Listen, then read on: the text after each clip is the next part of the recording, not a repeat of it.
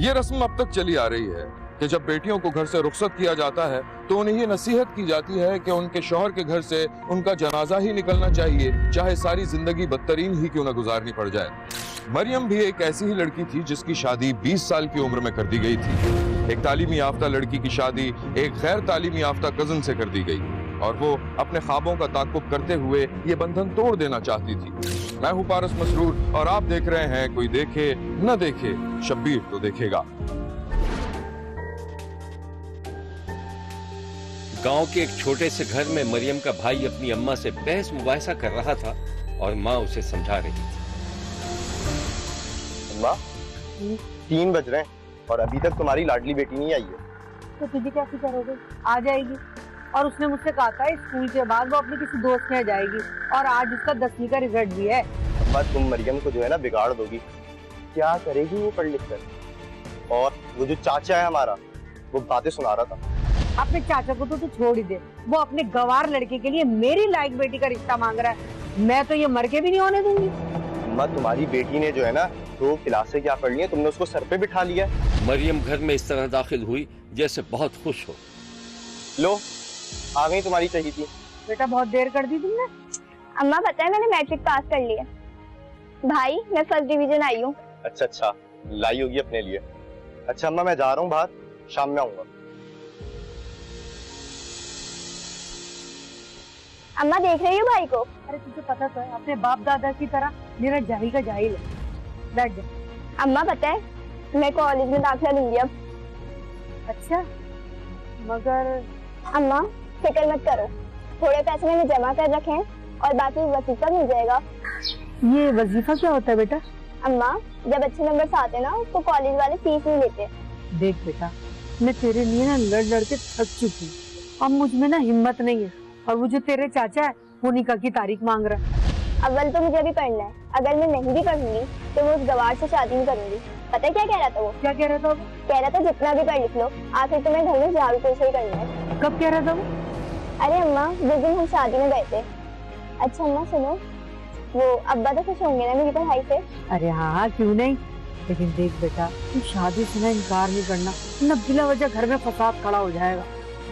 अम्मा मैं बता रही हूँ, अगर आपने दोबारा ये बात की ना मैं घर छोड़ के चली जाऊंगी। मरियम, मरियम, क्या करूँ, किस तरह समझाऊं मैं इस लड़की को? मैट्रिक पास मरियम के ख्वाब उस वक्त रेजा रेजा हुए जब उसकी शादी जबरदस्ती उसके चचाजाद से करा दी गई।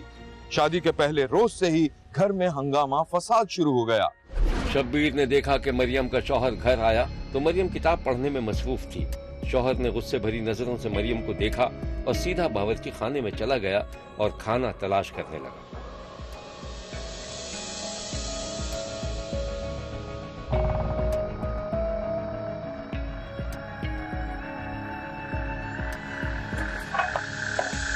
मरियम के शौहर ने गुस्से में बर्तन फेंक दिए और मरियम के सामने आकर खड़ा हो गया और किताब छीनकर फेंक दी।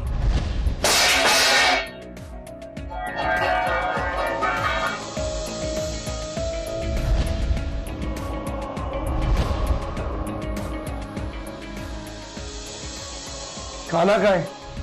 नहीं बनाया, रोटी रखिए दही के साथ खा लो। मरियम ने किताब से नजर उठाए बगैर लापरवाही से अपने शौहर को जवाब दिया।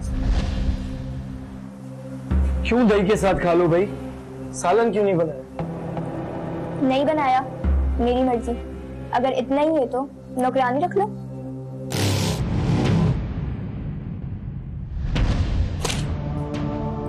ये क्या कर रहे हो? मेरी किताब मुझे दो। किताब चाहिए? शौहर ने किताब उठाई और उसके पुर्जे पुर्जे कर। ये ले तेरी किताब, उठा लो। मुझे मेरी किताब चाहिए अभी और इसी वक्त। नहीं तो क्या कर रही हो? मैं लानत भेजती हूँ तुम पर और तुम्हारे घर पर। जा रही हूँ मैं अपने घर। मरियम ने आगे बढ़कर अपनी चादर संभाली और घर से बाहर निकलने लगी। जा रही हूँ? इस घर से एक कदम बाहर निकाला ना तो अनजान सोच के जाना, बता रहा हूँ। मेरी जूती, जो करना है कर लो। मरियम घर से निकल रही थी तो शौहर ने जूता खींचकर उसे मार दिया। मरियम एक सेकंड के लिए रुकी, मुड़ी और वही जूता अपने शौहर की तरफ उछाल दिया। अनजान सोच के जाना, मैं बता रहा हूँ। तुम क्या समझती है अपने आप को? 4 किताबें क्या पढ़नी हमारे सर पे एहसान कर रही है? मरियम अपने शौहर से लड़ झगड़ कर घर आ गई थी, जहां उसके बाप और भाई ने उसका जीना दूभर कर दिया। वो चाहते थे कि मरियम वापस चली जाए, लेकिन मरियम जाने के लिए तैयार नहीं थी। मरियम की माँ किचन में काम कर रही थी और दूसरे कमरे से मरियम के भाई के चीखने चिल्लाने की आवाज आ रही थी। माँ दौड़ी दौड़ी कमरे में गई तो भाई ने बहन पर जूता उठाया हुआ था। शर्म नहीं आती तुम्हें? पूरे मोहल्ले के अंदर नाक कटवा रही हो तुम, हैं? शर्म नहीं आती है? अम्मा क्या हरकतें लगा रखी है तुमने अपनी? अरे क्या हो रहा है? छोड़ उसे तू। पूरे मोहल्ले में नाक कटवाती है। लोग कह रहे हैं कि तुम्हारी बहन जो है वो किसी के साथ भागने की तैयारी कर रही है। अरे मोहल्ले वालों को तो कीड़े पड़े, शर्म आनी चाहिए उन्हें। तू इधर आ मेरे पास, इसको तो मैं देख लूंगी। बता तू। अम्मा भाई मुझे जान से मारने की धमकी दे रहा है। क्या गलत कह रहा हूँ? हाँ गलत कह रहा है तू। हाथ तोड़ दूंगी मैं तेरे। जितना ये घर तेरा है ना, उतना ये मरियम का भी है। उसकी मर्जी। और हाँ, कान खोल के सुन ले, अब अगर तूने इसको हाथ उठाया इसके ऊपर तो मैं तेरे हाथ तोड़ दूंगी, समझा तू? जाहिल गंवार के मुंह मत लग तू। हाँ हाँ, हम ही जाहिल, हम ही गंवार हैं। एक तुम्हारी बेटी पढ़ी लिखी है। दबा जा मेरे सामने से। बेटा, चुप हो जा, मैं हूँ ना तेरे साथ। तू क्यों फिक्र कर रही है? चल। यहाँ लेते हैं एक छोटा सा ब्रेक। कहीं जाइएगा नहीं, हमारे साथ रहिएगा, क्योंकि कोई देखे न देखे, शब्बीर तो देखेगा। मरियम अपने शौहर से लड़ झगड़ कर अपनी माँ के घर पर थी। शौहर उसको वापस लाने के लिए दबाव डाल रहा था और उसने मरियम के भाई को भी अपने साथ मिला लिया था। मरियम का भाई और उसका शौहर एक ढाबे पर बैठे हुए थे। देख भाई, मेरे को पता है चाची ने रोक रखा है मरियम को। हाँ हाँ, वही तो उसका साथ देती है। इतनी बार समझाया है मैंने उनको कि उसके घर के मामले में मत बोलो, उसका घर खराब हो जाएगा, मगर उनको नहीं समझना है। रहने दे, रहने दे। नहीं आना चाहती ना तो रहने दे उसको। तू जाके चाची को समझा दिए हो, दूसरी शादी कर लूंगा मैं। अरे कैसे नहीं आएगी वो, दिमाग ठीक कर दूंगा मैं उसका। तुम फिक्र मत करो, और चाचा को बोलना कि ज्यादा गुस्सा करने की जरूरत नहीं है। चलो तुम घर पे चक्कर लगाओ किसी दिन, अम्मी के सामने बैठ के बात करें। तो तेरी माँ के सामने बैठ के बात करूं? तेरे को पता है मुझे गुस्सा आ जाता है, बात नहीं बनेगी, बात खराब हो जाएगी। अरे भाई मैं कह रहा हूँ ना, बात बन जाएगी, नहीं करो। चल अभी चल। मरियम के भाई ने जब घर आकर यह बताया कि मरियम का शौहर दूसरी शादी के लिए कह रहा है, तो मरियम पर कोई खास असर नहीं हुआ। अम्मा, अम्मा, जो तुम चाह रही थी ना वो होने जा रहा है। क्या होने जा रहा है? तेरा दामाद जो है दूसरी शादी कर रहा है। गजब खुदा का। किसने कहा तुझसे? उसने खुद कहा है क्या? हाँ माँ, उसने खुद ये पैगाम भिजवाया है।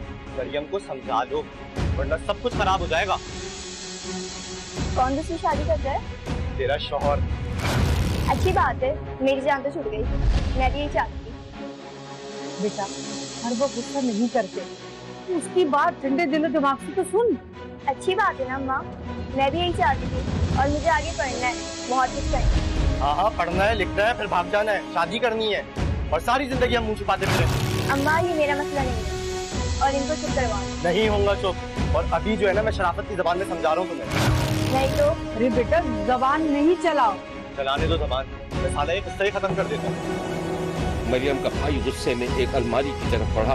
उसने दरवाजे से पिस्तौल निकाला और फिर अपनी बहन की जानिब बढ़ता हुआ दिखाई दिया। उस रोज संगदिल भाई ने अपनी बहन को सिर्फ इसलिए कत्ल किया था कि उसने अपने जाहिल शौहर से छुटकारा हासिल करने की बात की थी। पुलिस ने कातिल को गिरफ्तार कर लिया। इस अफसोसनाक वाक़े के बाद पुलिस ने कातिल को गिरफ्तार कर लिया था। ये 13 नवंबर 2023 का बड़ा एक अंदोनाक वाक़या है, जिसमें एक लड़की जिसकी उम्र तकरीबन 20 से 21 साल थी, उसको एक बड़े अंदोनाक तरीके से उसके ही सगे भाई नैयर अब्बास ने बदरिया पिस्टल उसको सर पर गोलियां मार के कत्ल कर दिया। वजह नाद ये थी कि इनके कुछ घरेलू रंजिश चल रही थी, जिसपे बहन और भाई के ताल्लुकात जो है वो काफ़ी अरसे से शदीद ख़राब थे। और उसमें जो इस केस के मुद्दई हैं FIR नंबर 1071/23 है, जो कि 14 नवंबर को रजिस्टर हुई। उसमें इस लड़की के वालिद अल्लाह बख्श, यानी कि जो मकतूला के वालिद और कातिल के वालिद, वो हमारे मुद्दई बने और उन्होंने ये केस रिपोर्ट किया। जब ये केस मेरे नोटिस में आया तो फौरी तौर पर मैंने DSP और SHO को कहा कि आप फौरी तौर पर मौके पे जाएं, क्योंकि बड़ा एक सीरियस नौयत का केस है। इसमें हमने इमीडिएट रजिस्ट्रेशन ऑफ FIR को छोड़ दिया और उसके साथ साथ क्राइम सीन लैब, हमारी फोरेंसिक साइंस एजेंसी की जो एक स्पेसिफिक टीम आती है, उन्होंने क्राइम सीन का विजिट किया और कलील तरीन मुद्दत में तकरीबन 48 घंटे के लगभग हमने मुलज़म को गिरफ्तार किया और दौरान रिमांड वकूए के अंदर इस्तेमाल होने वाला असला जो है वो भी उसकी कस्टडी से बरामद कर लिया गया है और अब ये केस जो है वो पेश अदालत हो चुका है फॉर ट्रायल। शब्बीर ने कबीरवाला में पेश आने वाले इस अफसोसनाक वाक़े की मजम्मत की है और कातिल को करारे वाकई सजा देने का मुतालबा किया है।